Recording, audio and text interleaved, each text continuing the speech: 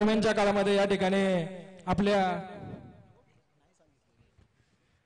आज या ठिकाणी महायुतीचे अधिकृत उमेदवार आदरणीय खासदार शिवाजीराव आढळराव पाटील यांच्या प्रचाराच्या निमित्ताने राज्याचे उपमुख्यमंत्री माननीय नामदार अजितदादा पवार हे या ठिकाणी उपस्थित आहेत। मी प्रथमतः आमच्या भागाच्या वतीने पंचायत समिती सदस्य म्हणून दादा आपलं सहर्ष असं स्वागत करणार आहे। खरं म्हणजे दादांची ही कालपासूनची 5वी सभा आणि या 5ही सभेला दादा मी उपस्थित आहे। तुमची सभा पहिल्यांदा उरुळीकांच्या लोणीमध्ये झाली, त्या दोन्ही सभेला मी उपस्थित आहे। घोडेगावच्या सभेला उपस्थित आहे, टाकळीची सभा सुद्धा मी पाहिली आणि ह्या सभेला सुद्धा मी उपस्थित आहे।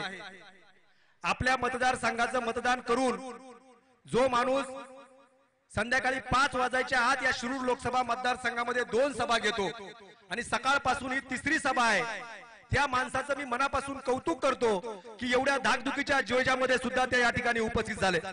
मला कल्पना आहे मी 5ही सभेला उपस्थित होतो, जास्त वक्त्यांनी बोलू नये ही त्यांची भूमिका असते, मी जास्त या ठिकाणी बोलणार नाही।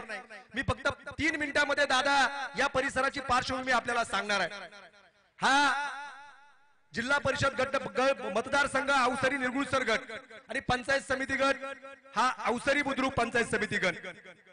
आता बोलत असताना आमच्या महेंद्रनी आपल्याला सांगितलं आमची 9 गावं, इथून जर पाहिलं तर बरोबर 4 किलोमीटरवर पाट चालू आहे। डिंब्याचा उजवा कॅनल त्या ठिकाणून जातोय। माझं गाव जे धामणी गाव आहे त्या गावापासून 2-2.5 किलोमीटरवरून तो कॅनल जातोय। परंतु या 9 गावातील 4-5 किलोमीटरच्या अंतरावर असणारा पाट आणि या 9 गावातील महिला जवळजवळ 1000 ते 1500 महिला आमच्या लोणी, धामणी, वडगाव, पीर, मांदरवाडी या परिसरामधून पाटाच्या खाली रोजंदारीने आज सुद्धा पावसाळा असो उन्हाळा असो त्या ठिकाणी कामाला जात आहेत। आमची अनेक दिवसापासूनची मागणी आहे की आमच्या या परिसराला माळसाकान पाणी योजना झाली पाहिजे। 25-30 वर्ष आम्ही त्यासाठी झगडतोय। माझ्यावर स्वतःवर 3 केस त्या ठिकाणी आहेत या योजनेच्या संदर्भामध्ये। आणि दुसरी पार्श्वभूमी सांगत असताना ह्या 9-10 गावामध्ये आमच्या कार्यकर्त्यांचं फार लोक ऐकतात असं नाही। ज्यावेळेस नामदार वळसे पाटील साहेब विधानसभेला उभे राहतील त्यावेळेस 65 ते 75% लोक वळसे पाटलांना मतदान करतात आणि ज्यावेळेस दादा लोकसभेला उभे राहतात त्यावेळेस आमची मंडळी 60-65-70% या ठिकाणी शिवसेनेला मतदान करायची, दादांना मतदान करायची। परंतु दादा आता परिस्थिती बदलली। तुमच्या नेतृत्वाखाली आज शिवाजीराव आढळराव पाटलांनी राष्ट्रवादी काँग्रेस पक्षामध्ये त्या ठिकाणी प्रवेश केलेला आहे आणि या भागामध्ये प्रमुख 2च पक्ष होते, एक शिवसेना आणि दुसरी राष्ट्रवादी। 2च आमचे नेते होते, एक नामदार वळसे पाटील साहेब आणि दुसरे शिवाजीदादा आढळराव पाटील।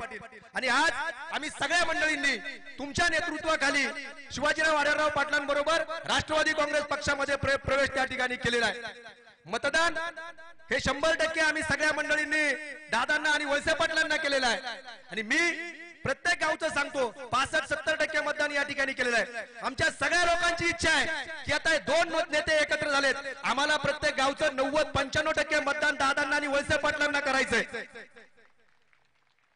परंतु आमची सगळ्यांची दादा एक इच्छा आहे, राज्यामध्ये जो शब्दाला जागतो, ज्यांनी जर शब्द दिला तर तो शब्द पाळतो असा एकमेव नेता राज्यामध्ये आहे, तो आहे अजितदादा पवार आणि आम्हाला सगळ्यांना मान्य आहे। म्हणून आम्ही सगळी मंडळी या परिसरातली तुम्हाला विनंती करतो की वळसे पाटील, विवेक वळसे पाटील सांगतील काय काय महासाकांत योजनेसाठी झालंय।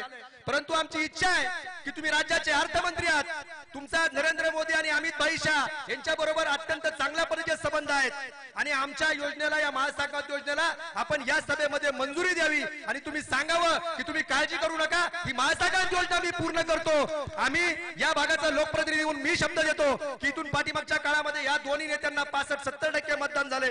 तुम्ही ज्यावेळेस सांगाल की महासाकांत योजनेमध्ये या परिसरामध्ये मी शेतीचं पाणी आणेल, मला खात्री आहे या परिसरामध्ये 90 ते 95% मतदान हे आदरणीय दादांना त्या ठिकाणी होईल आणि तेच मतदान नामदार दिलीपरावजी वळसे पाटील यांच्या सुद्धा पाठीमागे राहील आणि तुमच्या नेतृत्वाखाली आम्ही या तालुका 100% भरभक्कम केल्याशिवाय राहणार नाही, एवढीच विनंती करतो। आम्ही सगळी मंडळी तुमचं पुन्हा एकदा स्वागत करून थांबतो। धन्यवाद। यानंतर या सभेला संबोधित